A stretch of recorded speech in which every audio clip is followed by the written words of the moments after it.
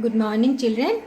So the next is from, if you just note down all the findings, all the observation of the Hertz and Leonard experiment, then it gives the laws of photoelectric emission. These laws are very important for your board exam. So you must learn all the 5 laws of photoelectric emission and don't try to mug up. As I said already, that whatever the observations we have seen in the Hertz and Leonard experiment, that only are the laws of photoelectric emission. Okay, there are 5 laws, so I have noted down one by one. What is the first law?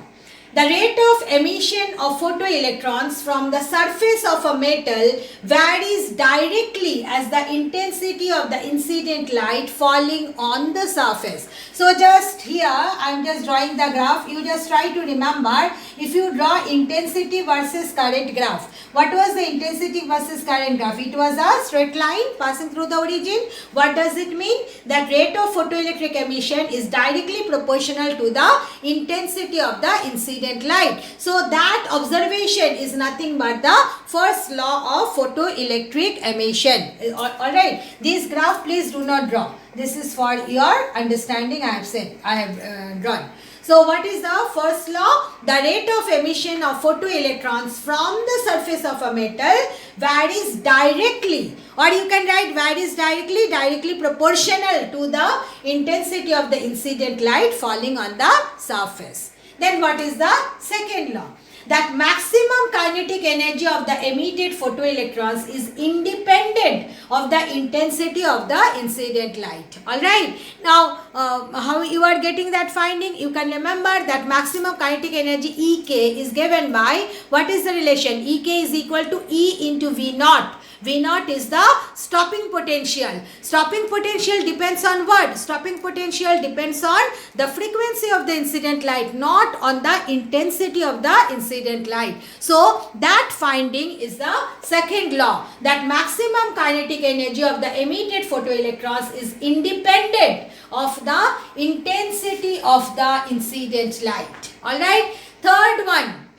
From the same observation only, the third law is there, that maximum kinetic energy of photoelectron increases linearly with increase in the frequency of the incident light. You have seen that stopping potential increases with the increase in the frequency of the incident light. As stopping potential increases, so the maximum kinetic energy of photoelectron also increases. So that is the third law. Then fourth law is coming from the concept of the threshold frequency. We have seen that if we decrease the frequency of the incident light, then for one minimum value, no electrons will be emitted. So that the minimum frequency of the incident light, which is capable of just emitting the electron from a metal surface, is the threshold frequency. So that is nothing but the fourth law, that if the frequency of the incident light is below a certain minimum value,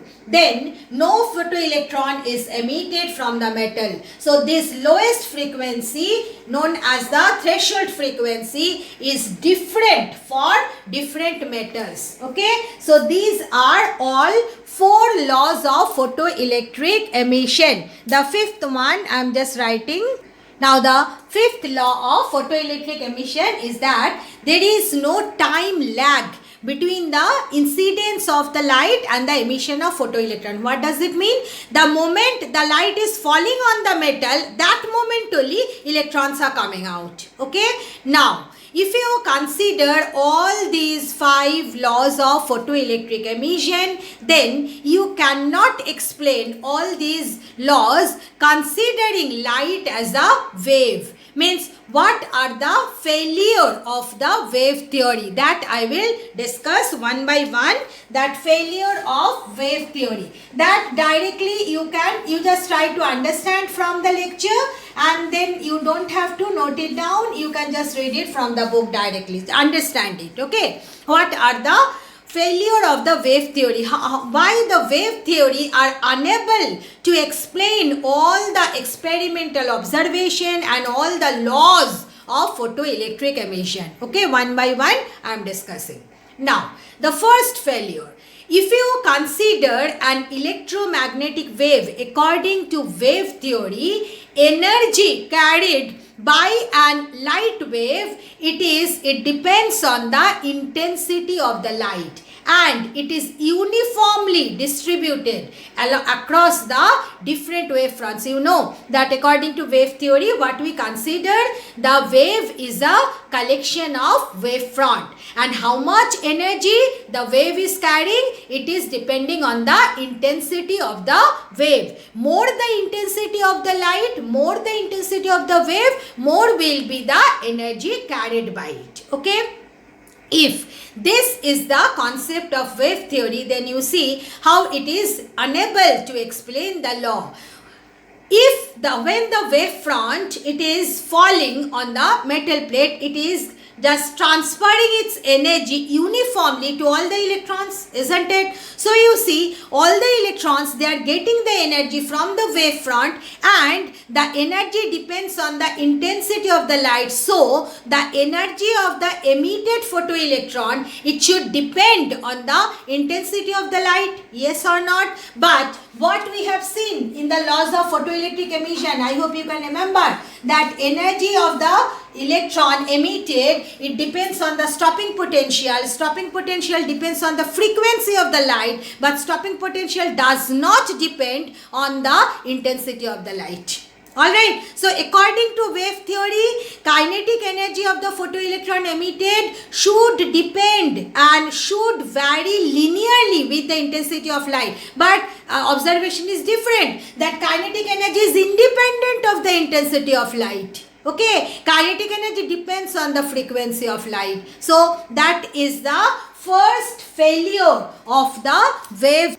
Now, according to wave theory, as I said already mentioned, that energy of the wave, energy carried by the wave, it depends on intensity according to wave theory. Alright, so according to wave theory, energy carried by it, as it does not depend on the frequency, so whatever be the value of the frequency, it may be very low, then also it will be able to transfer suitable amount of energy to the photoelectron, to the electron, and able to emit the electron from the metal surface, isn't it? Means according to wave theory, there should not be the existence of threshold frequency. Alright, but what is the experimental observation? That if the frequency of the incident light is below certain value, then no photoelectron emitted. Alright, so what you can say, that the existence of threshold frequency, the wave theory unable to explain the existence of the threshold frequency. According to wave theory, there should not be the existence of the threshold frequency. Means whatever be the frequency of the incident light, it should be capable of emitting the photoelectron. Alright, so this is the second point of failure. Then the third failure of the wave theory is that, as according to wave theory, energy is distributed uniformly across the wave front of the wave. Okay, we consider wave as a collection of wave front, and energy distributed uniformly over it. So when the wave front, when the wave is incident on the metal surface and transferring its energy to the electron, it should take certain time to transfer its energy to the electron. Means the fifth point of the laws of photoelectric emission, that there is no time lag between the incident of light and emission of electron. But according to wave theory, there should be a time gap between the incident of the light and the emission of photoelectron. So these are the 3 points where the wave theory failed to explain the laws of photoelectric emission. So all these 3 points failure of wave theory you must learn. Then the question arises that how one can explain the laws of photoelectric emission. Then Planck gave that famous hypothesis, which is known as the Planck's photon hypothesis. Alright, what Planck said?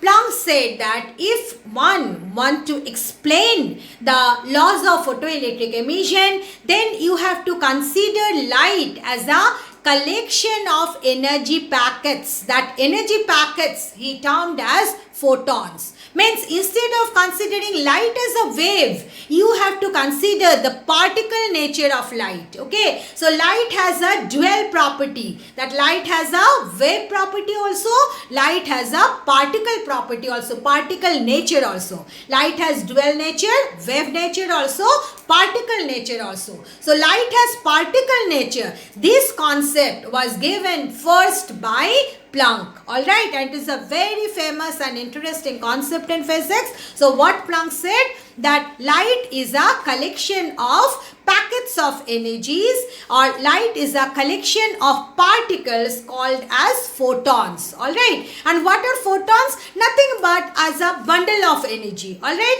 and each photon, they have the energy given by this relation. E stands for the energy of a photon. Energy of a photon is given by h into nu. So h is known as the Planck's constant and nu is the frequency of the incident light. So you see, this is a very interesting concept given by Planck and completely different from the wave nature. According to wave nature, what we consider, that energy carried by the wave depends on the intensity of light. But according to Planck's particle nature of light, light is considered as the collection of photon, and energy carried by the photon or energy carried by light, it is depending on the frequency of the light, not at all on the intensity of the light.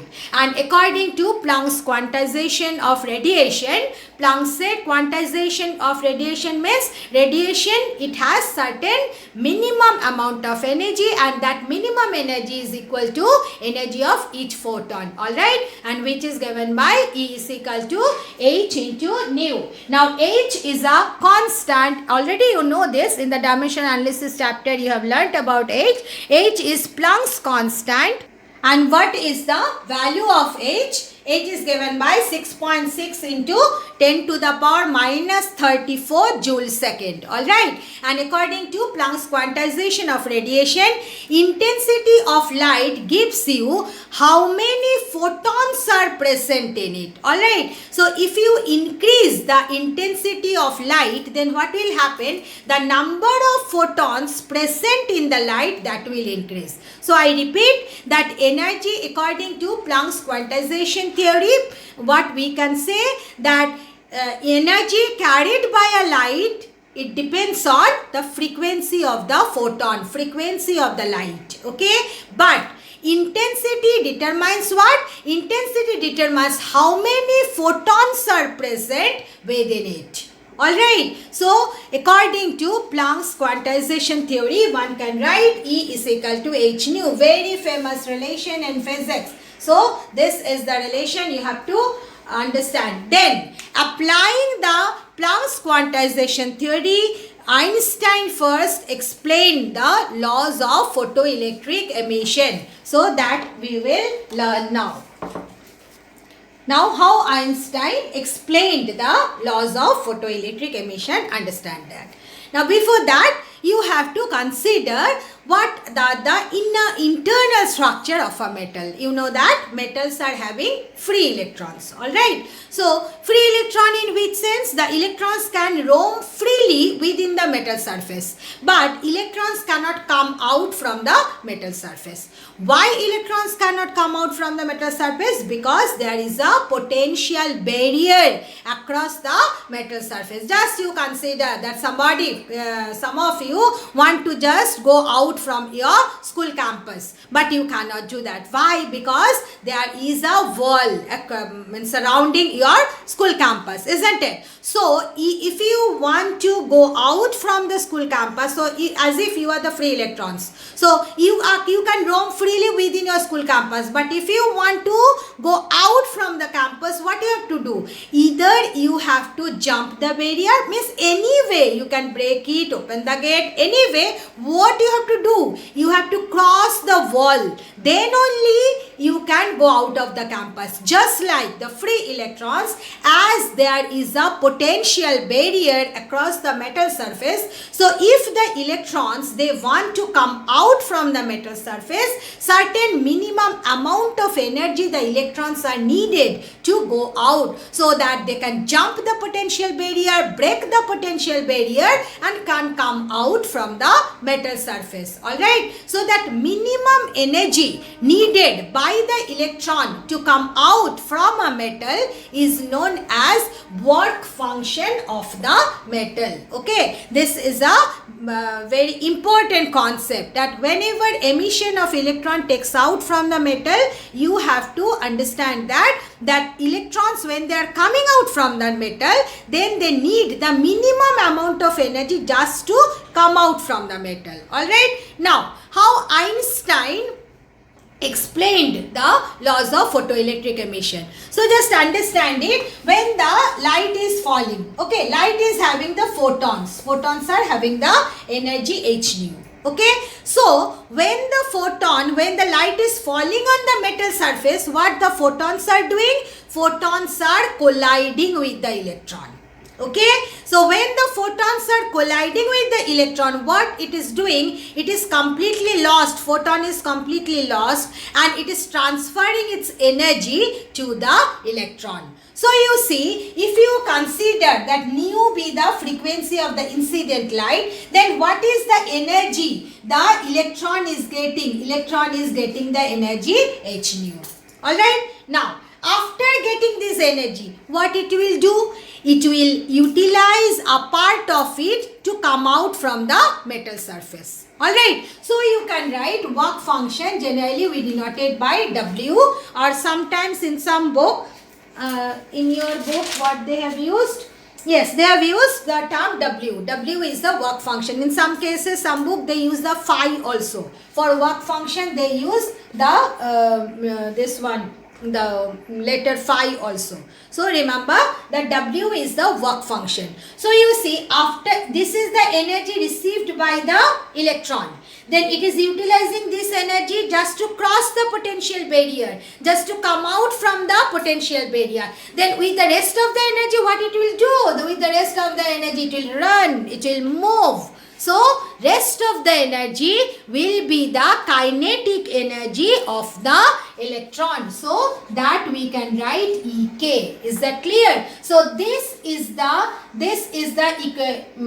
equation given by Einstein. Alright. Now this one, the work function, it is nicely related to the this one, threshold frequency. If you consider that threshold frequency is nu naught, then you see this is the minimum energy with which the electron can come out from the metal surface. So if nu naught be the threshold frequency, then work function is given by h into nu naught. Is that clear? So what is the Einstein's equation? Einstein equation is this, that h nu is what? Frequency of the incident light. Frequency of the incident light, if it is nu, then what is the energy received by one electron? H nu. By getting this energy, what it will do? It will utilize W amount of energy just to come out from the metal, and with the rest of energy it will run, it will move. So that is the kinetic energy of the electron. Is that clear? So one can write H nu is equal to W plus Ek. And now we have got this concept from the concept of threshold frequency and work function, that if threshold frequency is nu naught, then W is given by h nu naught. Is that clear? And we have got this relation also, that maximum kinetic energy of the photoelectron, it is given by E into V naught, where V naught is the stopping potential. Is that clear? So you see, if you substitute W here, then what are you getting? So if you substitute work function by h nu naught in this equation, you are getting h nu equal to h nu naught plus Ek. So you see, either if it is generally in the exam you will get the question that write the Einstein's equation for photoelectric emission. Then one can write this one also, but it is better to write either this one or this one. You see, it is coming from H nu equal to W plus Ek. So W is H nu naught. So one can write H nu is equal to H nu naught plus Ek, or you can write Ek is equal to H nu minus H nu naught, where nu is what? Frequency of the incident light, whereas nu naught is the threshold frequency of the incident threshold frequency for that particular metal. All right, it varies from one metal to another metal. For different metal, you know that all the houses are not having the same height of the wall, is it? So no, so you can say that when the potential barrier will increase, then what will happen? This nu naught will also increase. So that's why this nu naught, it depends on the nature of the metal. So the threshold frequency, what is nu naught? Nu naught is the threshold frequency of the metal. So for solving the numerical, you have to remember this relation, that work function is H nu naught. Then you have to remember this relation, that maximum kinetic energy is given by EV naught, where V naught is the stopping potential, or you can utilize this one, that maximum kinetic energy is equal to energy of the incident photon minus minimum energy needed for the emission of photoelectron. Alright, so these are the explanation of the photoelectric emission as given by Einstein. So according to this relation, we can, you see, according to Planck's quantization theory, we can write all these relation. Okay, and we can explain this way. You see that maximum kinetic energy depends on stopping potential. Stopping potential, it depends on what? Stopping potential, it depends on the frequency of the incident light. More be the frequency of the incident light, more will be the energy of the incident photon. So you need to apply more potential to stop the photoelectrons. Is that clear? So you see, it is able to explain the law of photoelectric emission. And you see the first law, it is given that rate of photoelectric emission is directly proportional to the intensity of the incident light. If you increase the intensity of the incident light, then photoelectric current increases. How you can explain that? According to Planck's theory, if the intensity increases, then number of photon present inside the light increases. So when more number of photons are present in the incident light, what will happen? It will collide with more number of electrons. And remember the point here, that one photon can collide with one electron. It is 1-to-1 relation. That it can never happen that one photon is colliding with more than one electron. Okay, one photon can collide with only one electron and can transfer its whole energy to the electron. So what is happening? If the number of photons present inside the incident light is more, it will be able to collide with more number of electron. It will be able to transfer its energy to more number of electron. So more number of free electrons will be able to come out from the metal surface. As a result, the photoelectric current will increase, because you know, more the number of electron just crossing the closed circuit, the amount of current increases. I is equal to N into E by T. N is the number of electron. Alright. So you see, Planck's constant along with the Einstein theory is able to explain the all the laws of photoelectric emission. And according to this one, as the energy is depending on the frequency of the light, and as the light consists of the photons, so photon, it can immediately transfer its energy to the electron and can emit the electron from the metal surface. So as a result, there will be no time lag between the incidence of light and emission of photoelectron. So what you need to do for your board exam, you need to learn, and to solve the numericals also, you need to learn all these three equations. This one, W equal to H nu naught, Ek is EV naught, and Ek is equal to H nu minus H nu naught. This is known as Einstein's photoelectric equation. Now from this concept of Einstein's equation of photoelectric emission, one can determine Planck's constant. Okay, how you can determine? Just you see, according to Einstein's equation, Ek is h nu minus h nu naught.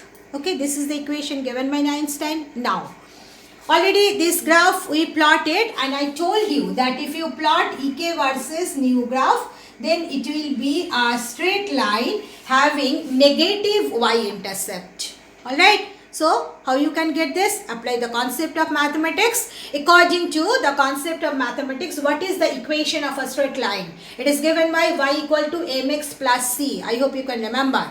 M represent the slope of the line, and plus c, it is the y-intercept. So if you compare these two, you see, according to along the y-axis, we have plotted Ek. So y and Ek are equivalent. Along x-axis, we have plotted nu. So nu and x are equivalent. Is that clear? So you can see that slope of this graph, slope of Ek versus nu graph is equal to what? Just compare this to m is equal to h. So slope of this graph will give you the value of h, means the Planck's constant.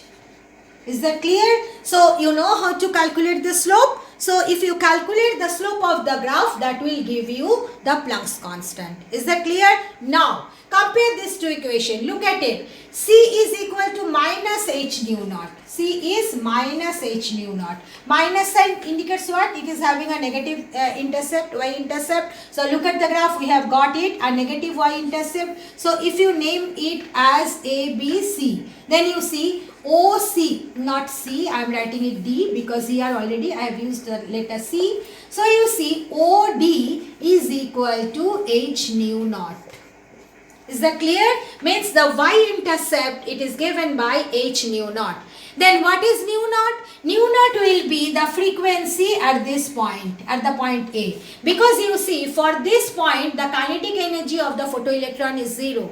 What does it mean? That no current, no photoelectron will be emitted from the metal surface. That is the minimum frequency. So you see why this graph is very important, Ek versus nu graph. The point, it is intersecting the x-axis, that is the nu axis. It will represent the threshold frequency, nu naught. Then come to the y-intercept, OD. OD represent what? H into nu naught. Then what is the slope of the graph? Slope of the graph gives you Planck's constant. Alright, another way to find out the Planck's constant from this graph, you see OD is equal to h nu naught, isn't it? So you see h is equal to OD by nu naught. So either you can find out from the slope directly the Planck's constant, or you can find out by dividing the y-intercept by the threshold frequency. You can find out Planck's constant. So one can find out the Planck's constant from this graph. Is that clear? Now here just observe that I have plotted Ek versus nu graph. Alright, but one can do this also, that you plot a graph between stopping potential and the frequency. Then what will happen? You get a straight line having a negative y-intercept. Means if you extend the line, it will intercept the y-axis on its negative side. Now how you can get this? We know that Ek is equal to EV naught. EV naught is h nu minus h nu naught. So you see V naught you are getting h by E into nu minus h by E into nu naught. So if you compare now this equation with the equation of the straight line, then you see slope of the V naught versus nu graph, what it is giving instead of Ek versus nu graph. If it is V naught versus this is the slope, so it will give you h by E. Alright, so you see how you can find out what is the Planck's constant? Slope into E.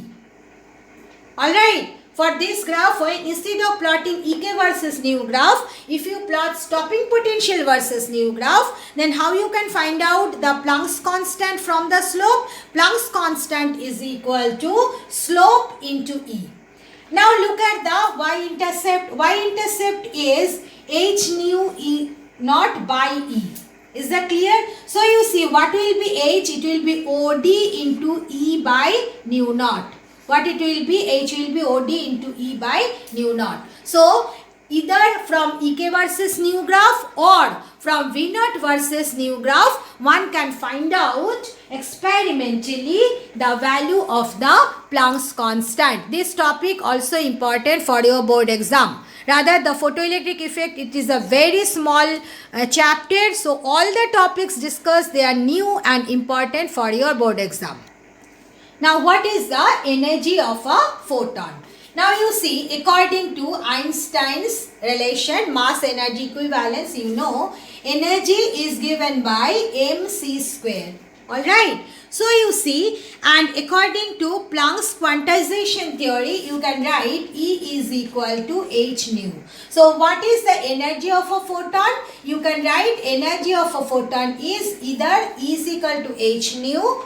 Nu is equal to C by lambda. So, you can write hc by lambda also, or you can write it as mc square. So, all these three relations you must remember. Okay, what is the energy of a photon? Energy of a photon, one can write h nu according to Planck's quantization theory. Again, nu is equal to C by lambda, because you know that all the electromagnetic wave, they move with the same speed in free space or in vacuum, that is C. Okay, the speed of light in free space. And so you can write nu is equal to C by lambda. So instead of h nu, one can use hc by lambda. And according to energy, Einstein's mass energy equivalence theory, that E is given by mc square. Alright. So this is the energy of a photon. Now you see, from this one can get what is the mass of a photon.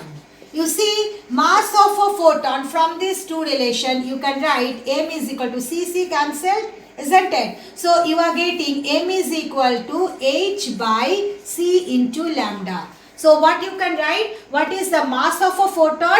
Mass of a photon is given by h by c into lambda. Is that clear? So, this is another relation you are supposed to remember, that what is the mass of a photon? Mass of a photon, from this relation also you can write h nu by c square. The same thing only. You can write here, this is the relation in terms of frequency, and this is the relation in terms of wavelength of light. Lambda is the wavelength of light. So, what is the mass of a photon? Given by this. Is that clear? Then next is coming, what is the momentum of a photon?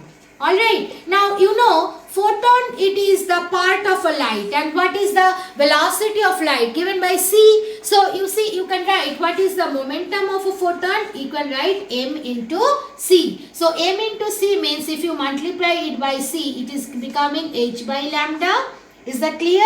Or you can write it as h nu divided by c.